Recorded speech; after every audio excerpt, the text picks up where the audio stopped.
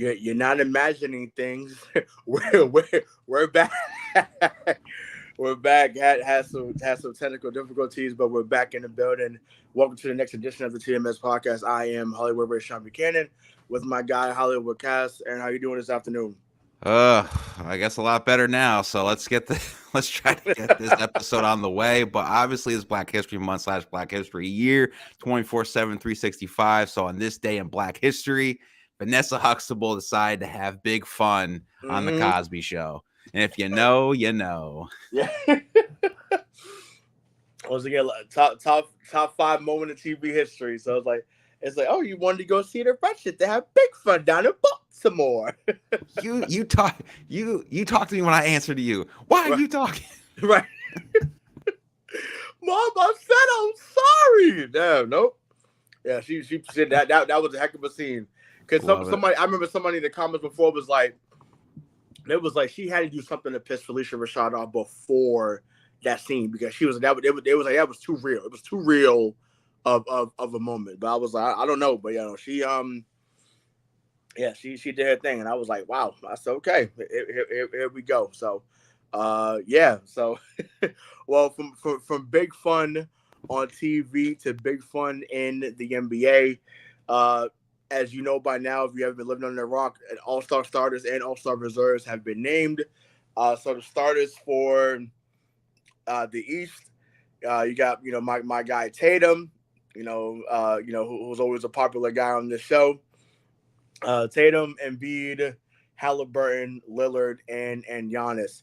And like I said, we'll get into the reserves in a minute, but obviously Embiid was a starter. Embiid, unfortunately, has torn his meniscus. So just what were your thoughts as you heard that news? And tell us how you finally agreed with King James on player load management. Oh my God. Well, first off, before we do anything, make sure you like, subscribe, follow Ask My Sports on YouTube. Greatly appreciate it. Trying to get to 100 subs at 93 right now, so appreciate everyone that's done it. I got a little bit in the comments here. Brunson snubbed by CPNY Sports Network. He's got some great stuff going out there. He's on the team, Chris. Out of there. He's on the team. He's not a starter, though. I know, but he's on the team, man. Chris. That's progress from last year. He wasn't even in the club. He couldn't get in last year. He's in the club now. It's okay.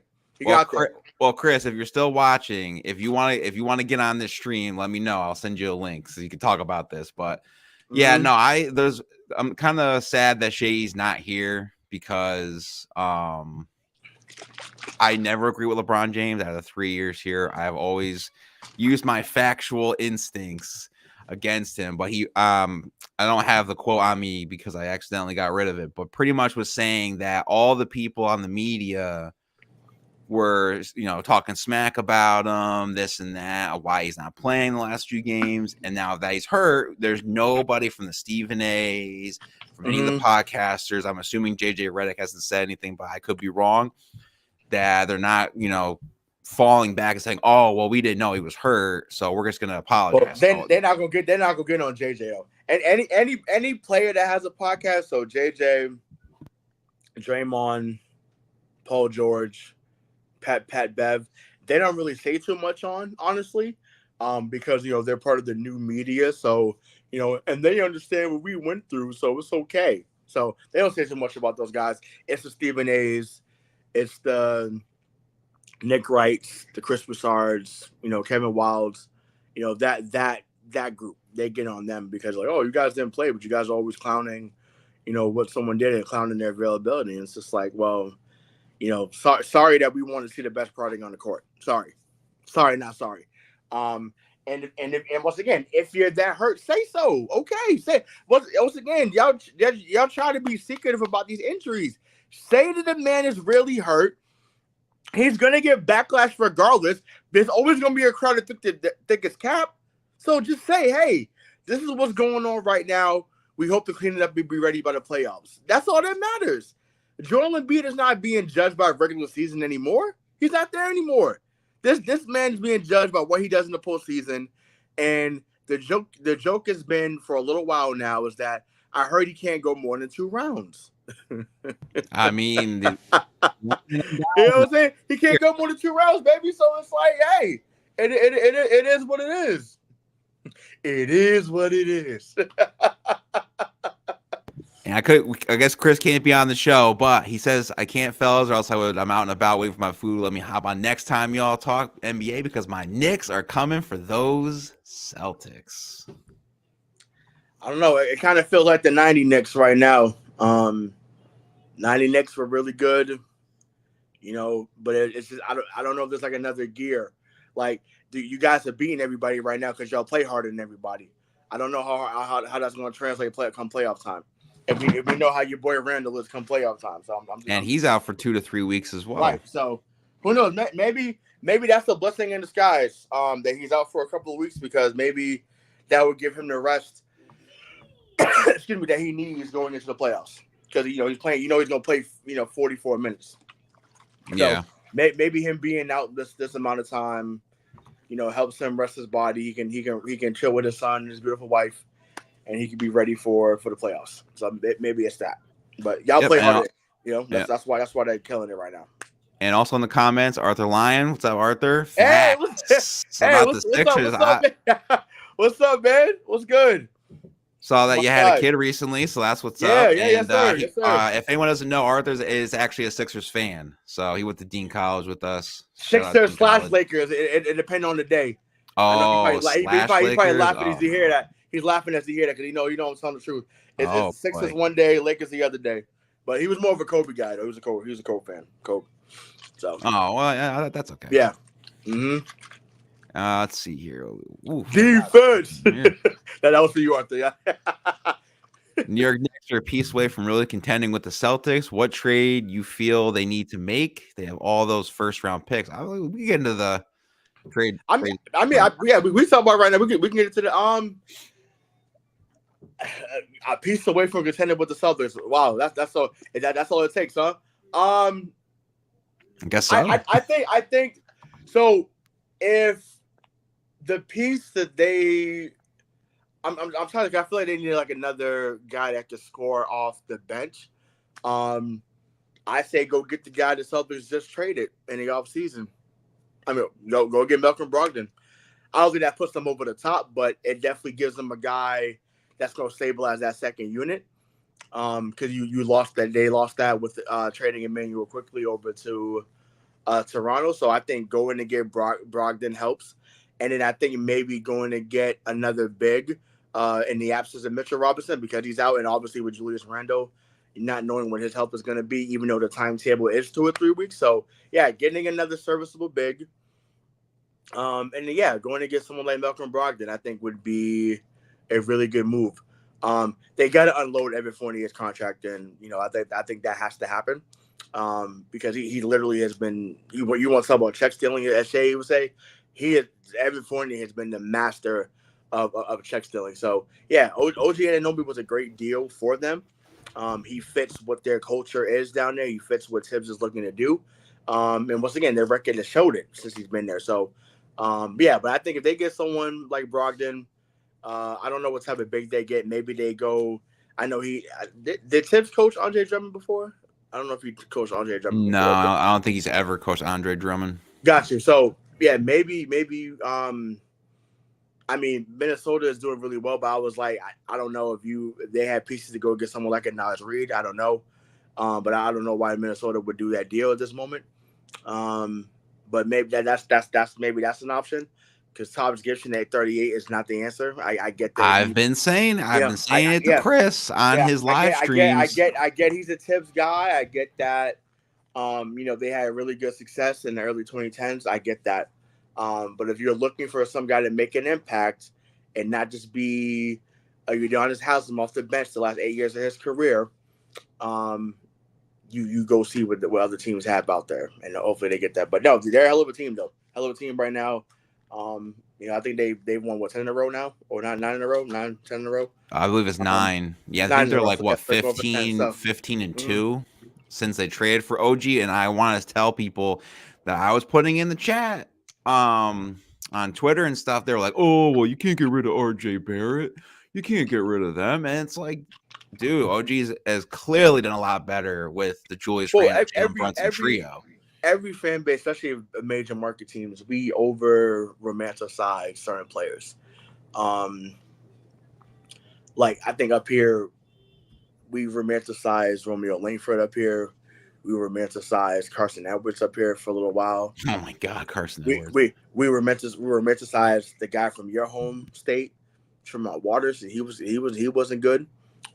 So sorry, Kyle. You know Kyle. You know what I'm talking about. You know Kyle Wiggins from Dean. Sorry, Kyle. I know. I know he was your guy.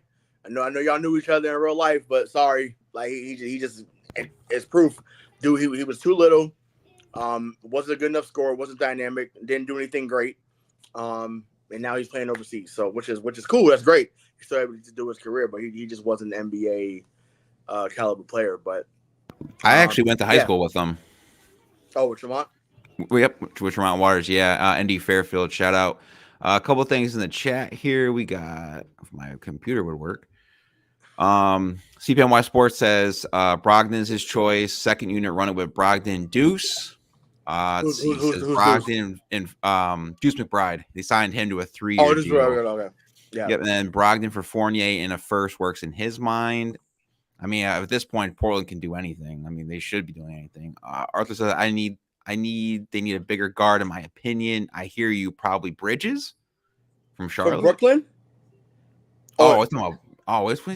Which Bridges you talking about, Arthur? From Brooklyn or from Charlotte? I'm thinking Charlotte because Bridges is a 3.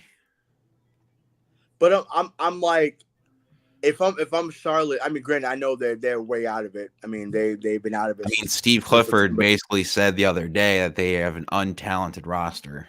Right. So, but that's okay. Right. So, if you're untalented, why am I giving you one of my best assets for an Evan Fournier who's been washed since 2020? Oh, from Brooklyn. Okay. What? Same thing. Why would Brooklyn do that trade though? Especially the Knicks. Yeah, well, yeah, to the Knicks too, and say that I don't like that unless they give me another first. Bridges, I like Mikal Bridges. I think that we would turn it into the Villanova 5 at that moment. You might as well get Kyle Lowry off the bench too, if that's the case. Well, speaking of that, Kyle Lowry is in Charlotte. He got traded for Terry Rozier. Right, that's true. Yeah, so maybe you do that. I mean, I don't know how much that makes sense for them over there because he's not. I mean, he hasn't really played that well this year. But I mean, hey, to each his own. If you want to make that move, but yeah. But I mean, Mikal Bridges makes a lot of sense.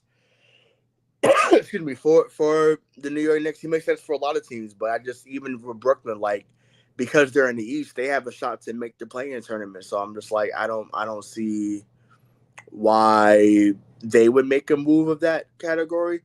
We talked about it in a previous. We talked about it, a few moments ago. But you said maybe Dinwiddie's the guy that ends up getting moved. But I don't know who needs him. I feel like a team like the Lakers need someone like Dinwiddie, off the bench. But I don't know what happens.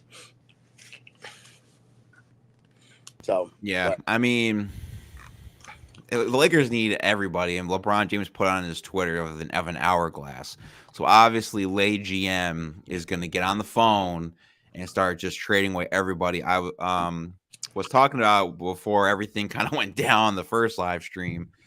D'Angelo Russell obviously is going to get traded, but where do you think he should get traded? I said Portland just because there's nothing really going on up there. Maybe you could get like a Jeremy Grant. Maybe you could get a Brogdon with that just because, like, what are they doing up there with Chauncey? But other than that, I mean, I think everyone – I think Gabe Vincent, they're trying to trade Gabe Vincent even though he's hurt. Like, you just signed him that big deal, and I guess he didn't work out. And it's just – you're going to be like, are you crazy? But this is something that dawned into my head. No, I have seen this nowhere, so this is not something I got. This is just a random thought. What if they traded D'Lo back to Brooklyn for Ben Simmons? Interesting. You know what I'm saying? I felt like I think, and that may sound way left field, and I get it. But I think if there's anyone that could restore Ben Simmons' confidence, because he was touted as LeBron 2.0 when he came out in 2016. I'm not lying. Check the reports that was coming out about Ben Simmons. It talked about his competitive nature, but it also talked about he could be a LeBron type player, given the right situation. So even when he played the other night before before they say he got hurt again, in like 22 minutes he had 11 assists, 11 points, 7 rebounds, and I'm like, and that's not even really probably even playing hard. It's just some stuff just comes natural. And I'm not a Ben Simmons guy. Arthur, that if you listening still, I've never been a Ben Simmons guy. I've never been ever since he got that 1 point in the playoff game against Boston. I've been clowning him ever since. I was like, y'all can't say he's better than Tatum and whoever, and the man scored 1 point in the playoff game. Like, don't ever bring that up to me again. And I still I still stand by that. So, but I do know in the right situation, where he can be a playmaker, he still can defend really well if he's locked in. I think that he wouldn't be, there would be pressure from Laker fans, but playing with Braun, playing with AD, playing with Reeves and the rest of those guys, I think could be a good move for him. But I don't know if they would entertain that, honestly. Yeah, and a couple comments here. Lakers free agency has been horrendous since that 80 deal. Yes, LeBron James brings these players in. It's not Rob Pelinka. It's not Jeannie Buss. It is LeBron James. This is how he brings in his players, and when they don't work out, he ships them out the door. We saw it in the second round in Cleveland. You know what it is? I think so. He has helped bring in guys that are really good on contract years. So what happens is they're really good on contract years. Then and once again, it's not good from a GM standpoint, as we joke about him being a GM, but if you're his teammate, he gets you paid. I can't. Once again, we can say he'll ship you off or whatever. If you're his teammate, he gets you paid. J.R. Smith, Tristan Thompson, Kyrie Irving got another deal. Like, if you are his teammate, you will get another deal that's overpaid. That's Tristan Thompson got $82 million. J.R. Smith LeBron got his deal. K Love got his deal. Oh, Shump got $50 million. Like, so if you are his teammate and he fucks with you, you're going to get paid. Mike Miller, like the list goes on. Like, you're Mo Williams, like you're going to get money if you're around him, because he's going to say, I need my guys. So Ben Simmons to the Lakers, I understand what you're talking, but it's mindset with him. That's true. His confidence. No, I know. Facts. You're right, Arthur. Like, it's always going to be that. And also, Ben Simmons is horrible. Confidence is shook, and I hate he's not willing to shoot the ball. My thing with him is I don't care if you can't shoot, just attempt more than 5 shots a game. Absolutely. No, facts. But it's just like on that team, LeBron's taking 20 shots a night. AD when he's right is taking 15 to 20 shots a night. They want to play with a guy like that, I assume, because he's not going to shoot. He's going to be like, here you go. Ben Simmons might get 20 assists a night playing with them. Because he one thing about his game, he's a hell of a passer. Like I said, he's not really much of a scorer, obviously, but hell of a passer. Like, for instance, I remember if he could, well, granted, it was a while back, but if he could go back to how he played, what year was that? When they beat Miami in the first round. Might have been 2018. Yeah, they beat Miami in the first. Yeah, they beat Miami in the first round. And I said, "Oh my God!" I said, "Him and Embiid, like this may be a duo for years to come." And it should have been. It should have been, but Brett Brown and company ruined that. But that's a whole other podcast for another day. But yeah, you're right. It is the mindset thing. He got more of a rope because Brett Brown coached his father in Australia years ago. So I think that's where the connection came in. But yeah, I don't know. I just think, to me, it definitely is a mindset thing. Once again, when you're getting 170 over 5 years, it's just like, dude, like at some point, if you're looking to get the second or another contract, why wouldn't you want to go out there and show what you can still do? That's just me. But we may never know.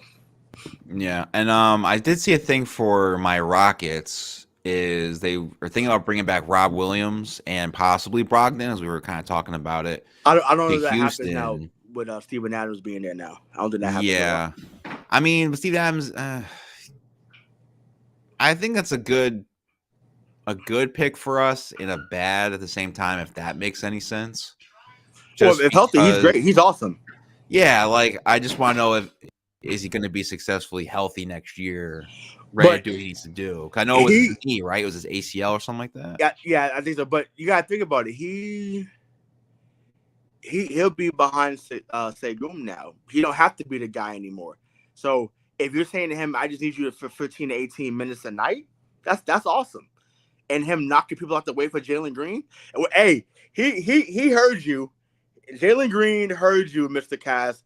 Because Aaron's been on Jalen Green's head saying, "Oh, he's not a number one. He's not doing this." And ever since that's been put on air, Jalen Green has been saying, "Hey, I'm not a guy. I'm the guy," and it's been going off. I told that man he's been an NBA scorer from day one. He just needed a chance, and now it's happening. But the guy that I feel like on y'all team that needs more playing time, and I'm sure you'll agree, it's Cam Whitmore. Like that. Oh that's my the guy, God, yeah. That's the guy that needs more play time. So, you drafted him for a reason. I think the comparisons were to Jaylen Brown, but I think it was just some of his, he has some attitude issues as well. But in his limited time, he's played well. Up here, we're looking for Jordan Walsh to play. Up here in Boston, we've been waiting for him to play consistently because he's at a point where he's too good for G League, but he's not completely NBA ready yet. So it's really weird to kind of see where his career unfolds for or his playing time, I should say, unfolds the rest of this year. But yeah, Cam Whitmore is someone that should be playing. Like I said, I haven't watched too many Rockets games, but when I've seen them play, I'm like, yeah, like this is a guy that should be in the rotation going forward. Van Vliet has answered the call. He's been everything y'all needed him to be, in my opinion. He's been a scorer. He's been a guy that facilitates really well. Better facilitator than I thought. We didn't see that too much in Toronto, but I think he didn't have to because it was Kawhi, it was Siakam, it was Lowry at times. So he just had to be someone that could be a spotter shooter. So his role changing has helped. So he's been every bit worth of the $129 million you guys gave him in the offseason. So yeah, very, very, very bright future. Guys are ahead of schedule right now, in my opinion. And if you finish out strong, you might fuck around and make the play in. So yeah, that was my thought, just because when I believe it was who went down for us for a little when Dylan Brooks went down for a little bit and we were losing the games that we shouldn't be, I was like, oh, I don't know if play-in's going to be a big thing for us. And now that everyone's back in the rotation, healthy, Cam Whitmore, I believe, is averaging at least 15 his last 6 games. I know he scored 25 against the Raptors last night, but yeah, that dude's amazing. I can't wait for him to be in the slam dunk contest. He said in about 3 years, when he really establishes himself, he'll be in it. Because I don't know if you've been seeing his dunk highlights, but my God.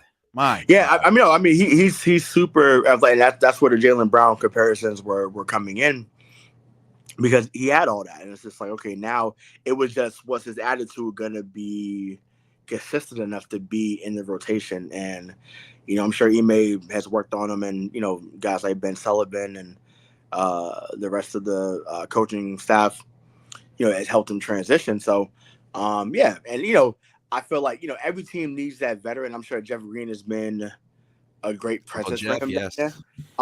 It's amazing what he's still been able to do at 38. From him missing a year because of his heart, and every year catches a body every season. It's like he's not kidding. He don't catch you like how Vince used to catch you. But it's sneaky where it's like, because he's a little taller than Vince. Oh, yeah, someone just yeah, he's similar to Vince with it in a way. But it's just like I mean, Vince was, we haven't seen anything like Vince. Like, Vince is the best dunker I've ever seen in my life. And I'm like, I'll go argue with your mama. I don't care about David Thompson. I don't care about Larry Nance Sr. I don't care about Michael Jordan. I don't care about Dominique. And once again, those guys were all awesome. Vince Carter is the best dunker this league has ever seen. Absolutely. And shout out to the last comment, Just Moolah. I know him. He got an album out, Pray For Me to Get Prayed On. It's on Yes, sir. Spotify and I believe Apple Music. But yeah, shout out to Just Moolah. No doubt. Yeah. Yeah. So I'm like, please, come on. So yeah, shout out to them. But I gotta go on a quick rant. I mean, it wouldn't be a That's My Sports Show without you going on a rant. So Thursday night, I'm there. Lakers Celtics, right? Lakers Celtics, marquee matchup. TNT. They say about 2 p.m. Eastern time, LeBron James and AD would be in street clothes for tonight's game, right? Okay, fine. It happens. Shows the rest. I didn't love it. I said it on our sports page. I got clown for it. Whatever. Cool. The Lakers come in there with their fan base because, Lakers like Celtics fans, but they travel well. They're in there with their disgusting yellow jerseys and the fake ass Black Mamba jerseys. Once again, no disrespect to Kobe, but I'm hot right now. They come in there, and once again, yeah, they win by 9, but the game really wasn't that close. Austin Reeves scores 32. Looking like Byron Scott, looking like James Worthy out there. Are you kidding me? And you lose to their bench? Once again, I understand you move from first place to first place. That's not what I'm talking about. I get it. You're still going to be first place. Fine. Great. Bravo. That can't fucking happen. You can't lose to the Lakers bench and Braun and them, you can't always see it on TV. Braun and them are doing, celebrations on the sideline. They fucking hype. And I'm like, it made me sick. Because once again, I'm a LeBron supporter, but I'm just like, at the same time, every time I face a team of his, I always want to beat him. So even if I'm a fan, I'm like, you're not on my team, so I want to beat him. And I don't know, it made me sick to see Austin Reeves turn into fucking prime Kobe against us.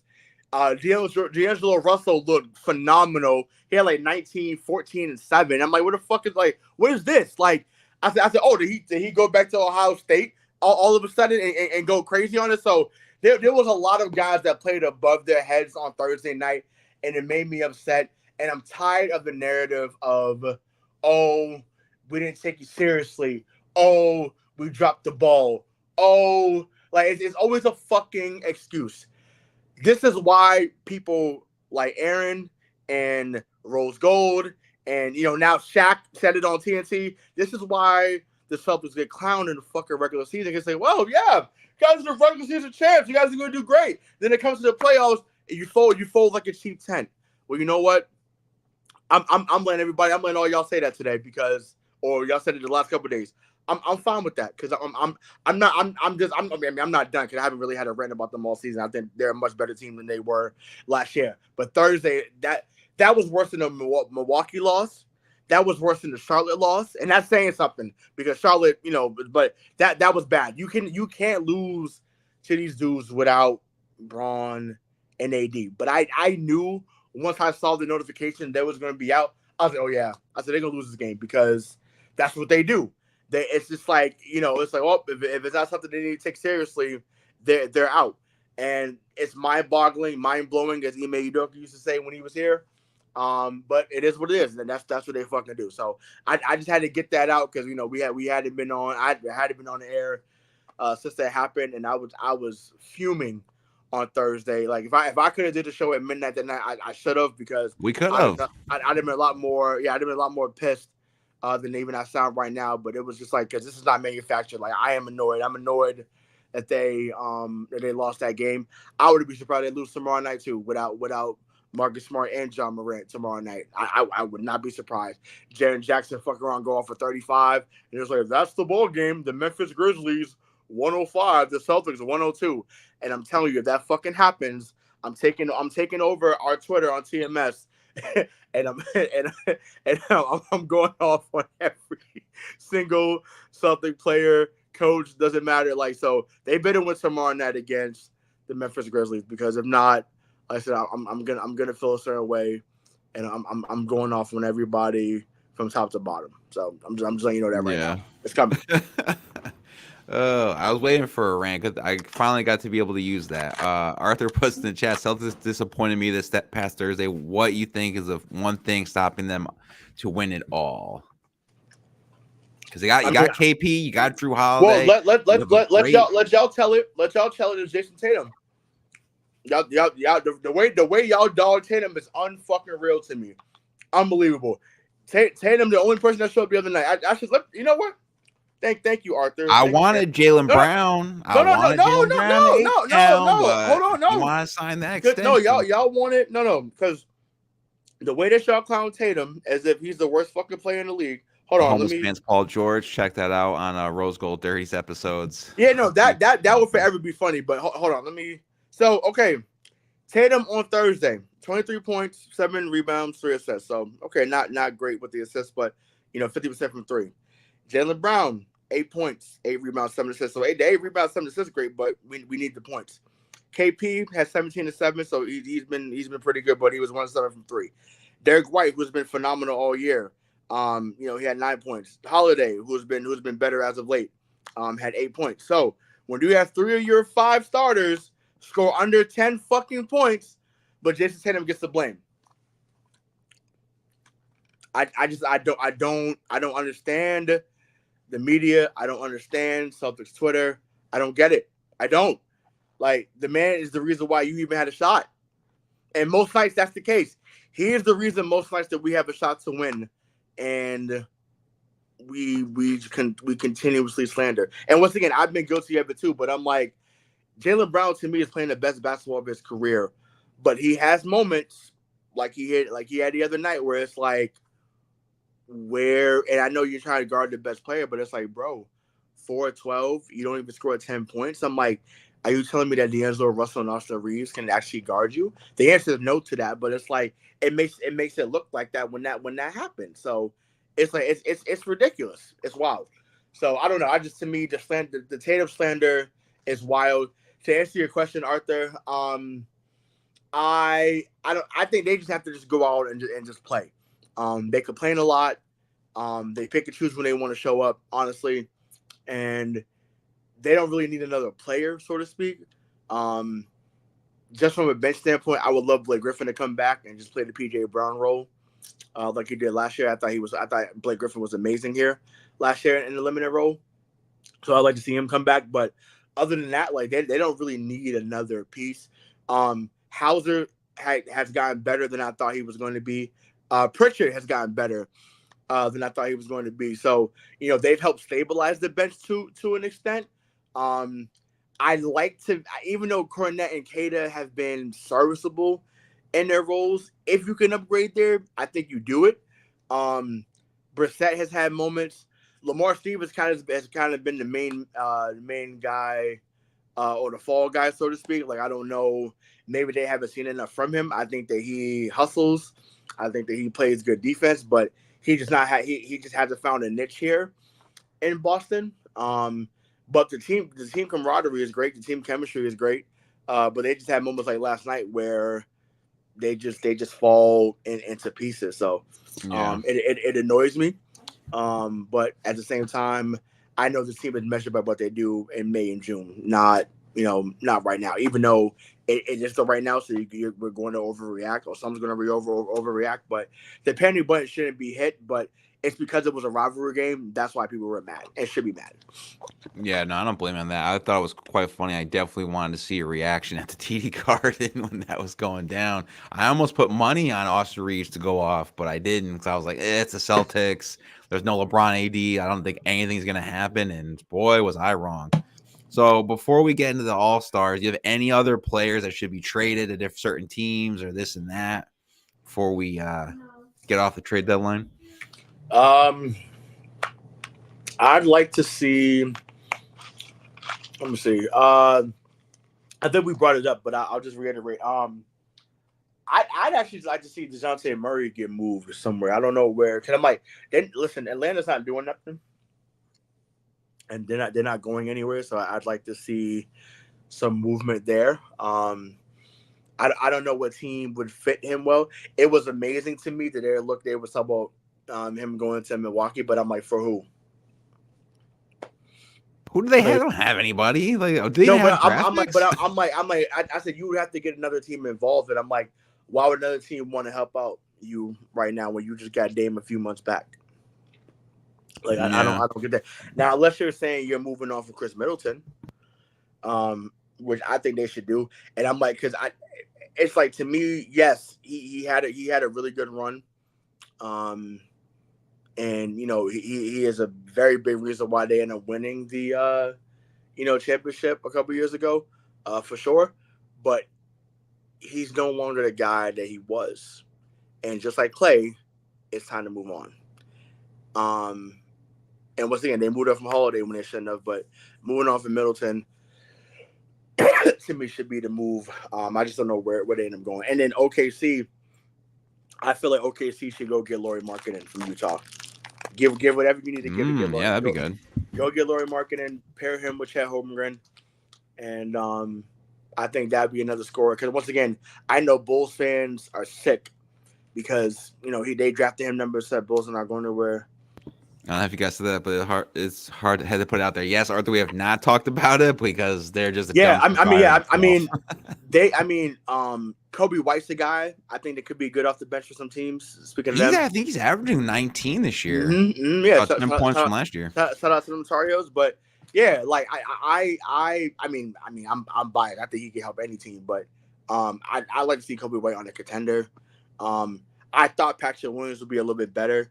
Zach LaVine. DeMar is gonna get you 20 a night, which is why I think some Knicks fans wanted him. But I just don't know where he goes now and becomes. And maybe I do think had Lowry still been in Miami, I think they could have found a way to talk to DeMar to get him down to Miami to play down there, because Pat Riley is nothing more than getting middle-aged guys to come, mid-30 guys to come down to South Florida. So I think that would have been cool, but obviously, the relationship with Lowry went sour towards the end. And I'm not down there locally, but you can tell because once, he wasn't playing and everything like that, like he just wasn't producing. So you can tell that relationship went left. But yeah, Vucevic, DeRozan, LaVine, those are their biggest trade assets. So, they could figure out a deal for those guys maybe, but because they're big money and teams don't want to go over the second apron or even the first apron for that matter, it kind of hinders where they can go financially. But, hey, if some team wants them bad enough, I think they'll figure it out. I think even though for far as Zach LaVine goes, though, I feel like I could see Lakers. No, not the Lakers. They're still a couple years away from being like contenders, but I'd like to see Orlando go after someone like him. Like go get a Zach LaVine that could be the point guard, put him with Paulo Banchero and go from there. That dude, once again, Zach LaVine can still get you 20 to 25 a night. And Banchero's now an all-star. They have a gluttony of guards that they're looking to get rid of. So I think that would be a good spot for him as well, with them being on the rise, and he could be a part of something good there in the future. So, but yeah, that's the only place I could really see him going. I actually joked before whatever happened in the first episode 191. This is part 2. I joked that the Oklahoma City Thunder have the most draft picks and capital. Why don't you bring in LeBron James to pretty much secure the number 1 seed in the West? The Lakers have to restart. They have to restart, hit the reset button. AD is your leader going forward. And I think that would be a good trade for, obviously the Lakers and the Thunder, because you get pretty much a better version of CP3 for those young guys. Obviously, It's not going to happen, but just figured I would put that out there. And Arthur put also too. Yeah, they should. Denver should go get Bruce Brown back. Absolutely, I think that'd be good. How though? How? Send Reggie Jackson? No, I don't know. No, but I'm saying unless I'm not sure Masai Ujiri buys him out. That's the problem. Like if he buys him out, then he could go back. I think that's the rule. I just something that's holding it. But I thought Indiana gave up on Bruce Brown too soon, in my opinion. Siakam doesn't put them into that category or that contender category just yet. Obviously, Halliburton taking a leap, and that's once again, I will continue to take a victory lap on Tyrese Halliburton. I said it on this show. I said it on Missing the Point.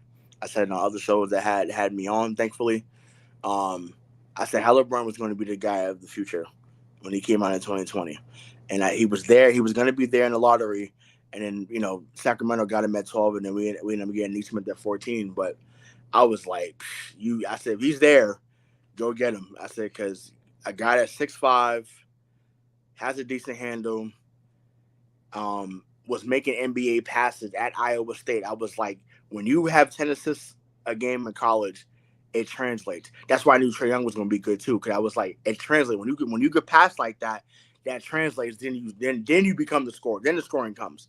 And Halliburton scores like crazy. So does Trae Young. So, yeah. So that's just what it is. But yeah, we'll see. I don't think it's going to be as eventful of a trade deadline as some years past, but there'll be some smaller moves that help push the needle a little bit without making teams less financially flexible.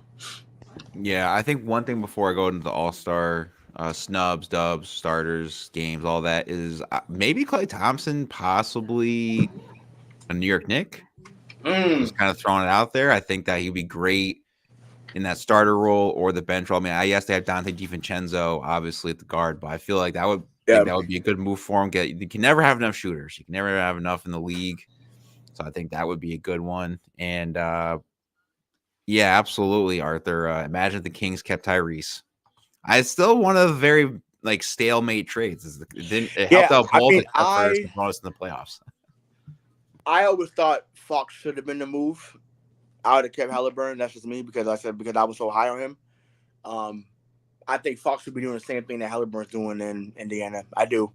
I think Fox, because eventually he was going to catch fire, and now De'Aaron Fox has been killing it. And I think that they would have loved him in Indiana just like they loved Tyrese. And he would have got his max deal over there too. But yeah, that's one of the trades that worked out evenly. And I mean that leads right into the All-Star starters and snubs there. So take it away. Yeah, so pretty much I have it right up here if I can get it. I got the West and the East. Reserves were announced, and obviously we all know the starters right here. So we have for the West, Booker, Steph Curry, Anthony Davis, Anthony Edwards, Paul George, Kawhi, and Karl Anthony Towns for the West reserves. And then in the East, we have Paulo, Jaylen Brown, Jalen Brunson, Tyrese Maxey, Donovan Mitchell, Julius Randle, and Bam Adebayo. So who were your biggest snubs? Or maybe do you think everything's fine right here? Obviously, CPNY Sports said earlier, Brunson was snubbed. Get Dame the fuck out of there. You should be the starter over Dame. But it's Dame time over there. So what do you think, Hollywood Ray? Yeah, I mean, listen, like I said, Brunson got in. He deserved it. The biggest step to me was Sabonis, though, like by far. This man, and the only reason why he doesn't get looked at is because of where he's at. That man has been putting up insane numbers night in, night out, and we are seeing a glimpse of what his father would have been had he played here in his younger days. Because we saw him late, so we didn't really see him be that guy. Once he got to Portland and had to battle Shaq in them years in the playoffs, but he's been phenomenal, and I think to me he's up there. But I get it. Karl Anthony Towns has been sensational as well. I do think maybe he becomes a what do you call it? Maybe he comes in as an injury replacement for somebody, who knows. But on the East, I feel like they got it right out East, honestly. And once again, would I have loved to see Derek White or Porzingis get there? Absolutely. But I also know that it's a popularity contest, and then two, some guys have better numbers. Derek White and KP's impact, I think, has been a little bit bigger than some people, but they got it right. Ben Carroll deserved to be there. Brunson deserved to be there. Maxey was great. Donovan Mitchell obviously has been that guy. And it just speaks to how dope he's been, because he's been an all-star in the West and the East. So he's just that good. Randall, I mean, I don't know why he still got voted in when they knew he was going to be out by the All-Star break. So I think that was kind of crazy. But he also played well before the injury. So now, did you think that Trae Young should have been in there? I think he was a snub myself for the East, but I think he might be able to if if Julius Randle can't go. I kind of De'Aaron Fox, I think, is still a good player. I don't know why he's not in over Devin Booker. I think Devin Booker has played less games than De'Aaron Fox, maybe the same. I think he should have been an All-Star. And Şengün, why isn't Şengün in the All-Star? Come on. Over who though? Well, once again, I've been a Şengün supporter, but on that list there, over who? I mean, I'll take him. I don't think he's going to play, but maybe if Anthony Davis can't play, I would take him out. Maybe Paul George. I think Şengün, I think he's had better first half than Paul George. I think you could throw in that right there. And even too, if you didn't want Anthony Davis or maybe Victor Wembanyama, I think that could be a snub in the West as well. Yeah, I mean, I think they the coaches weren't going to set him up for, like, I feel like there was too many things being thrown at Wembanyama to be the guy right away. Obviously they haven't done as well in San Antonio, so I think that's part of it. Which is why maybe he wasn't on there. I was surprised he wasn't voted in, honestly, as much hype that was centered around him coming in. But I don't know. I feel like this is one of the few years where I feel like they mostly, got it right. I want to go back to Trae Young for a second. So listen, Trae Young, last couple of years, I think has been on the outside looking in. Trae Young right now is not better than Maxey. He's not better than Donovan Mitchell, and he's not better than Jalen Brunson. He's not. He's really good. But as much as I like Trae Young, and as much as I think that he actually, what's funny, and this is good with Arena's point, so I give him credit for this. I would love to see Trae Young in New York. He is tailor-made for that city. Tailor-made, like I said, for that city. Tailor-made. So. Tailor-made. So I think that would be a great move to have Trae Young in New York City.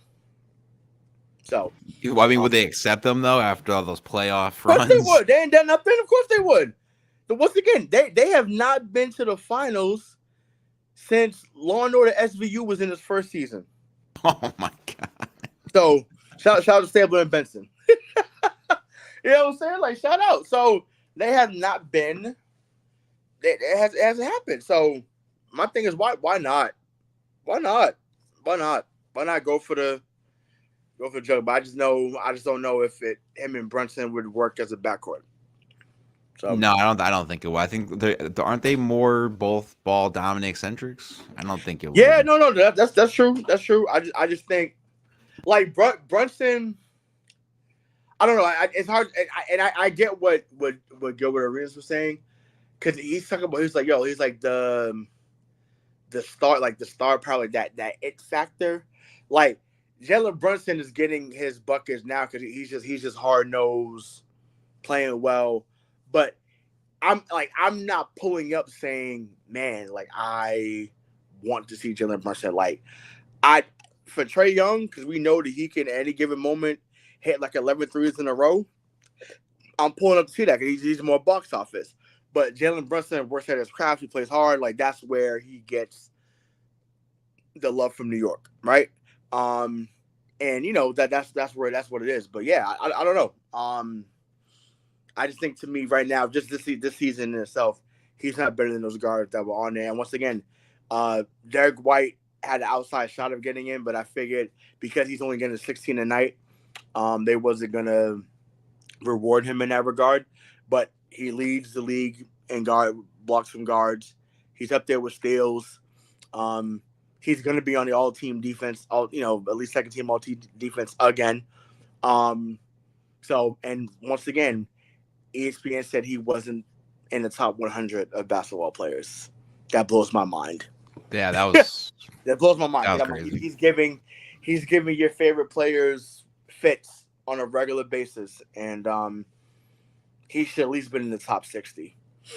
Listen, he's not top 30, but he definitely should have been in the top 60. So, it is what it is. Go to a few comments here before we go into the big matchup of the All-Star games. So we have Arthur again. Agree, Trae Young isn't better than any of those players, but he has experience in the playoffs and has gotten it done. Taking the Hawks, the Eastern Conference Finals, I believe, 2019 or 2020. No, it was 2021 against Milwaukee. Yep, Trae Young doesn't receive love like that is because this is my opinion is how he tries to be like Curry shooting deep threes plus his size. I mean, they did say he was the next Steph Curry coming out of Oklahoma. But he gets 20 and 10. That's what I'm saying. When I saw him in Oklahoma, I was like, he's gonna be decent because he's an excellent passer. So forget about the shooting. He's an excellent passer. So because he's an excellent passer, I knew that skill would translate. Truth be told, same thing with John Morant. John Morant was getting almost 10 assists a game too. When you're that great of a playmaker, you're going to be good at the next level. And we've seen that with those guys coming in recently. Trae just has to mix it up a little bit more. But I get it. He may be 6'1", maybe at that. That might be a stretch. But they don't really have anybody that can break anybody off the dribble. Really, except for him. So, I don't know. They're kind of excuse me. They're kind of like the Bulls right now too, where like they're just in the middle of no man's land, and they got some guys they could trade. But like I said, I would really think about moving on from Trae Young to go to another place to see. So whether that's New York, I don't think LA. I would not want to see that. I think LaMelo Ball in a few years becomes a Laker. I think that happens. I think that's almost a slam dunk that he becomes a Laker because he's not staying in Charlotte. Well, LeVar just needs to put it in existence. He needs to go on every show and keep saying it, and then it'll magically happen. Well, no, would you think Quinn Snyder in getting rid of Trae Young, he's pretty much a point guard killer? Got rid of Donovan, and then they're going to get rid of Trae? Well, Donovan wanted out of there because they kept getting to the second round and never and not advancing. People are not looking to come to Utah. And just and truth be told, he'll be gone from Cleveland too. Because I'm like, once again, people are not running. They're not running to get to Cleveland. There's not. They're running to go to Ohio State and Columbus because that's the premier place around there. But I'm not running to go to Cleveland. And once again, I'm sure Cleveland's a great city. I'm sure they got great people over there. But as a place that snows a lot, doesn't have super great attractions, people are not running to go to Ohio. Unless it's go to the shoehorn and see the Buckeyes play. That's it. Yeah. So, well, one last thing before we go. I know you got stuff to do. So this matchup I was interested in, and we'll talk about the dunk contest and all that in another episode. But this one kind of caught my eye. So we have Steph Curry versus Sabrina in a 3-point challenge. Who do you got winning that one? And remember, Steph Curry is on the NBA 3-point line, whereas Sabrina has the WNBA 3-point line. Well, who do you got winning that one? She said that she would shoot from the she would shoot from there. So I think she's super competitive. I love this. I think that this is what people have been clamoring for, as far as getting the WNBA and NBA to collab and have these type of moments. So I am here for it. And I think that Steph ends up winning, but it's going to be close because she could shoot her ass off as well. So I'm excited. I think that they should do this every year going forward. Whether it's with them two or have somebody else that's shooting threes. But this is how you grow the game in the WNBA. This is how you get more eyes on their product. And so I love the idea. Love it. But I got Steph winning. It'll be close, but I got Steph winning this one. I'm gonna have to go with Sabrina on this one. She's a product of Kobe Bryant. I think she's gonna unlock Mm. her inner Mamba mentality. So I'm gonna Yeah, go with I mean, Sabrina on yeah, this one. she might. I mean, what she did last year, I was like, sheesh. I was like, she was out here going ham. So, speaking of women going off, yo, Juju Watkins from USC, see that last night, Dropping a 51, 50 piece, just 50 piece. I said, she's casual. 50. But I'm like, but hey, what? They scored 67 as a team, and she had 51 of them. I'm like, where's the yeah, she is. She definitely is. But I'm like, where was their teammates? 51. I mean, maybe they just say, you know what, you're cooking, just go. But I'm like, oh my god, I'm like 51 out of 67. I'm like, where's the help? Like, and my thing is, why aren't you getting double? Like, my thing is, by that moment, the moment you got 25, I'm on you. Like, there is no, man, let me just see if we guard one-on-one, because you can't at that moment. She's cooking you. Everyone's getting this work. So I'm doubling. As soon as we get to half court, I'm doubling. So someone's going to have to beat me. It's like that Kobe commercial. More points. Right. Yeah. More Yeah, exactly. So, but yeah, I mean, the women's game in general is growing. And like I said, we had talked about that with Chelsea Sherrod. And, you can go back to the episode during the summer that we did with her. Because we talked about that. We talked about Paige Buckers from UConn, obviously Angelreese, Caitlin Clark. We're seeing LSU kind of struggle a little bit right now, because now they're the target and teams are kind of coming at them. So I know they just had a loss to South Carolina, recently. So yeah, so it's I think they lost to Mississippi State as well. Yeah, so it's a lot more competitive than it was. I think that, like Chelsea said in the interview, she was like, look, there's teams, you don't necessarily have to come to Storrs, Connecticut to be a star now. You could be at LSU, you could be at South Carolina, you could be at USC, you could be at Iowa, you can be at, Tennessee, you could be at Baylor, right? So there's so many more programs now that are offering not just individual success but team success, and it's showing off. And like I said, the women's game is much better for it.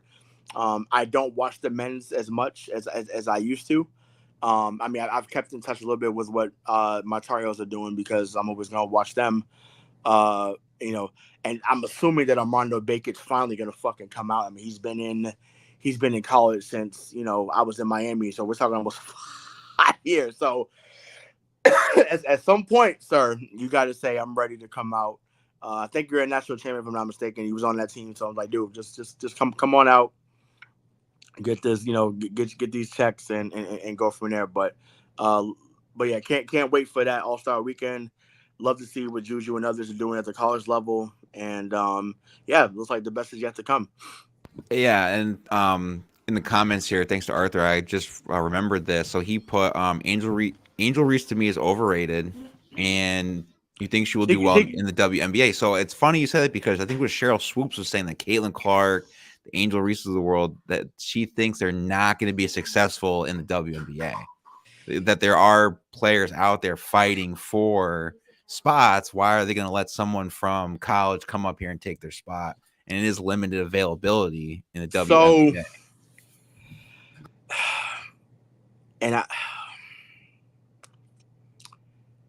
Caitlin Clark unreal. But can she be successful? Listen, she's pulling up from 35 feet. We have never seen this at the women's level ever. Not so, and I'm sorry. And once again, not Cheryl Swoops, not Tina Thompson, not Maya Moore. How dare you? Not Maya Moore, who's that's my personal favorite. Not who else was on that Houston team back in the day? So I said Tina Thompson, Cheryl Swoops, not Cynthia Cooper. Not Tisha Penachero. Shout out to her. I thought she was always a problem. Shout out to that's a name drop, right? For the Sacramento Monarchs. Not Teresa Weatherspoon.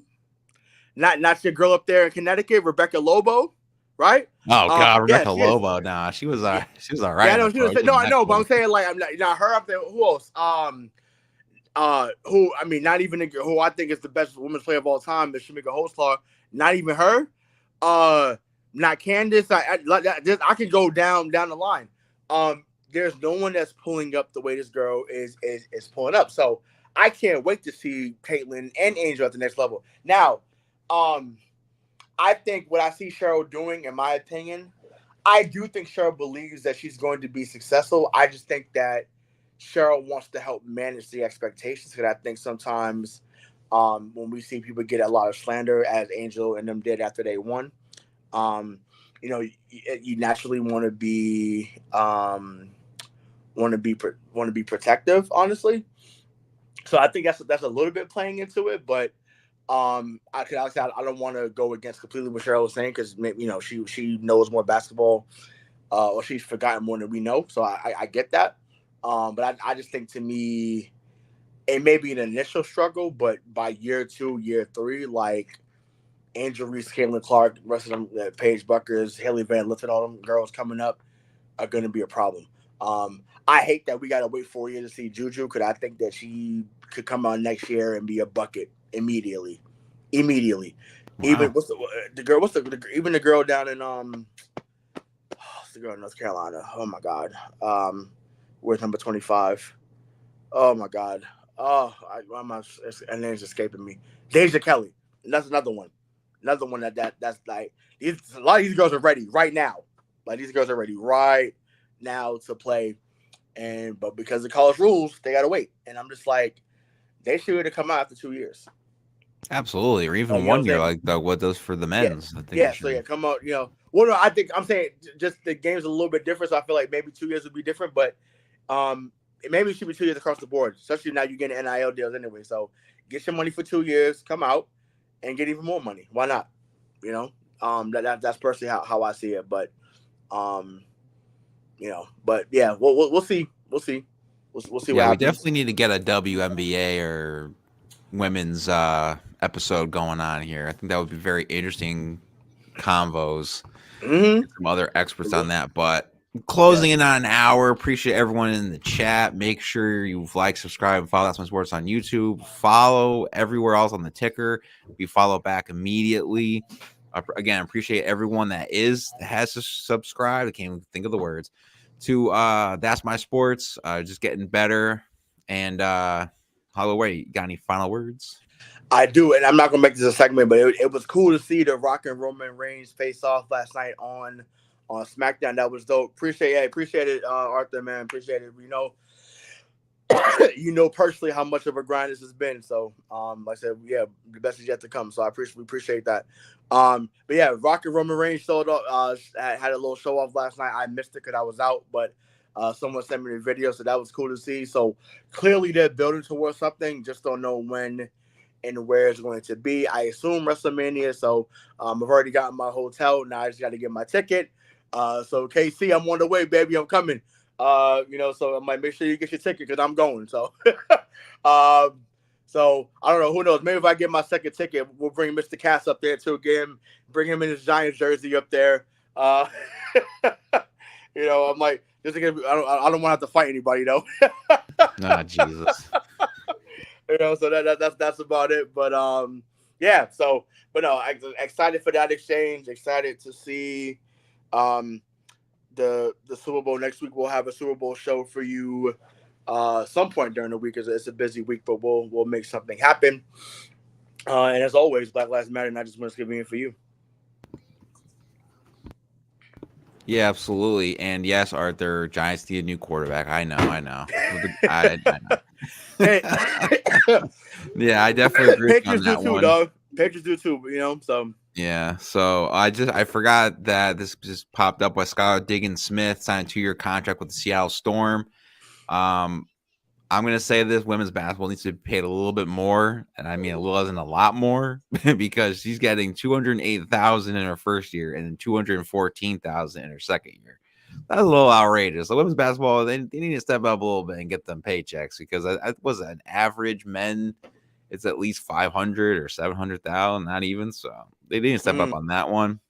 As you can tell, we do answer all comments in the comment section. We put them up on here on our live stream. So if anyone has comments, you can absolutely put it on there. Appreciate everyone that's joined the chat, whether it's Arthur, CPNY Sports, pretty much anyone else has been in there or thinking about questions. I appreciate watching us on YouTube and Twitter.